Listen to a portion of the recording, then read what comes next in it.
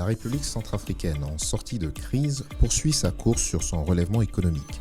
M. Henri-Marie Dondra, ministre des Finances et du Budget, se réaffirme dans sa mission de préserver la viabilité des finances publiques et de la dette, de corriger l'efficience des dépenses nationales et enfin de maintenir une croissance économique inclusive du pays. En effet, la journée du vendredi 4 mai 2018 à Paris marque la deuxième phase de discussion pour mener les entretiens de la 4e revue de l'accord de la facilité élargie de crédit au titre des financements du Fonds monétaire international. M. Dondra, récemment nommé président du comité monétaire et financier international de la zone francophone au FMI, entame avec sa délégation financière les discussions techniques de cette revue. En face, une équipe des services du FMI dirigée par M. Samir Jaja, chef de mission pour la Centrafrique, est aussi au rendez-vous pour accompagner les grandes orientations des finances de la République. Cette mission d'entretien et d'évaluation de la 4e revue, tenue au siège du FMI à Paris, se déroule à ce jour et ce jusqu'au 11 mai prochain. Alors, je voudrais, au nom du président de la République, son Excellence le professeur Faustin Archange Touadéra, ainsi qu'au nom du Premier ministre, chef du gouvernement, Monsieur Simplice Mathieu Sarandi, vous souhaitez en quelque sorte, je dirais, la bienvenue dans les locaux de la Banque mondiale ici à Paris. C'est vrai qu'aujourd'hui, nous démarrons un peu la 4e revue ici à Paris. On aurait pu le faire à Bangui, mais je pense que les conditions n'ont pas permis le déplacement du Fonds monétaire international à Bangui. Mais nous allons essayer de poursuivre déjà ces échanges, ces débats que nous avons entamés depuis Washington déjà. Et c'est l'occasion pour moi en tout cas de vous remercier au nom du gouvernement que dirige le Premier ministre Simplice Mathieu Sarandi pour tout ce qui a été fait, autant avec le Fonds monétaire international, en passant déjà par la 1re revue, la 2e revue, la 3e revue, et nous démarrons aujourd'hui cette 4e revue. Une relation de confiance semble s'être installée entre le gouvernement centrafricain et le FMI. La mise en œuvre des programmes reste satisfaisante. En ce sens, tous les indicateurs suivis des programmes fixés depuis juin 2016 ont été respectés. En particulier, les mesures mises en place par le ministre Dondra pour mobiliser les fonds et ressources propres de l'État pour la maîtrise de la dette et le paiement des salaires et l'allocation des ressources aux programmes sociaux. Malgré un taux de croissance régulier à 4% ces 3 dernières années, M. Jaja souligne la nécessité de poursuivre les efforts pour renforcer la bonne gouvernance et transparence, ainsi que l'accélération des réformes visant à améliorer l'environnement des affaires.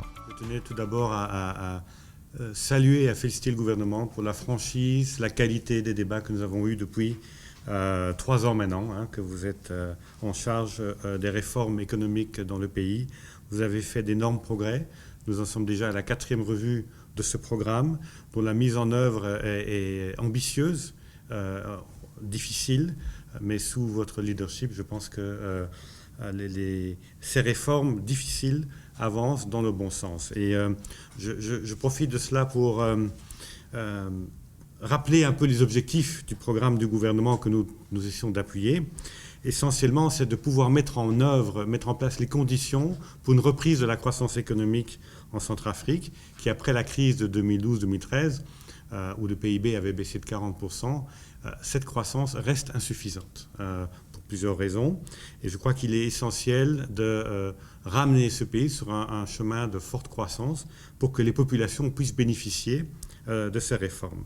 Mais également, vous avez un objectif ambitieux de relever le niveau des recettes intérieures dans le pays qui sont, à cause de la crise, tombées à un niveau extrêmement bas, insuffisant pour couvrir les dépenses essentielles de l'État, le paiement des salaires, le paiement de votre programme d'investissement. Et il est essentiel dans les travaux que nous faisons avec vous d'avoir une vision claire de la performance des recettes passées, mais également une vision claire et réaliste des prévisions de recettes pour le budget comme on l'a fait en 2018, pour le budget 2018 et pour le budget 2018 révisé. Autre élément important de votre programme de réforme, comme vous l'avez dit, Monsieur le Ministre, c'est la réforme de la parafiscalité, qui a 2 impacts négatifs. Le premier, c'est que ce sont des recettes qui ne reviennent pas vers le compte unique du Trésor et qui vont dans des agences qui peut-être en ont un usage justifié. Vous avez identifié celles qui ont une justification économique, et pour d'autres qui des recettes qui pourraient plutôt revenir au niveau du compte unique du Trésor ou simplement être éliminées. Deuxième impact négatif de cette parafiscalité excessive, c'est qu'elle affecte le secteur privé et son développement en imposant un poids important en termes de fiscalité sur ce secteur privé, mais également un manque de clarté dans la fiscalité du secteur privé. Au regard des récents événements de violence dans la capitale et une situation sécuritaire toujours préoccupante sur le reste du pays, M. Dondrin et M. Jaja soutiennent davantage leur engagement sur la mobilisation des fonds de sortie de crise de la République. Il nous faut nécessairement la paix dans notre pays. Si nous n'avons pas la paix, nous parlons aujourd'hui de rapports avec les partenaires au développement. Si aujourd'hui nous n'avons pas ces rapports, ça serait peut-être éventuellement à cause de la sécurité. Donc il faut non seulement faire en sorte que la sécurité revienne, et c'est pourquoi je voudrais peut-être profiter de votre micro pour lancer vraiment un appel à tous mes compatriotes, à tous les citoyens, pour justement dire que pendant qu'il y a un travail qui est en train d'être fait, soit au plan international, je pense qu'il est temps aussi qu'on puisse à un moment donné penser aussi à nos populations et dire qu'effectivement, il faut baisser les armes, nous mettre autour d'une table, parler de l'avenir de notre pays, parler du développement économique de notre pays pour justement apaiser nos concitoyens qui vivent vraiment dans des souffrances, je dirais, parfois extrêmes. C'est une très bonne question. Il n'y aura pas de développement économique sans paix en Centrafrique. Mais il n'y aura pas de paix sans développement économique. Les deux se tiennent. Il faut avancer en parallèle. Il faut donner des opportunités d'emploi aux jeunes pour que les jeunes laissent tomber les armes et plutôt aillent travailler dans des entreprises, dans l'agriculture, dans les services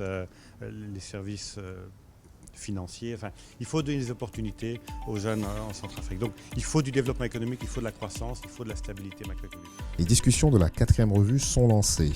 Le ministre Henri-Marie Dondrin et le chef de mission Samir Jaja comptent bien mettre en œuvre leur coopération et soutenir des discussions constructives ces prochains jours.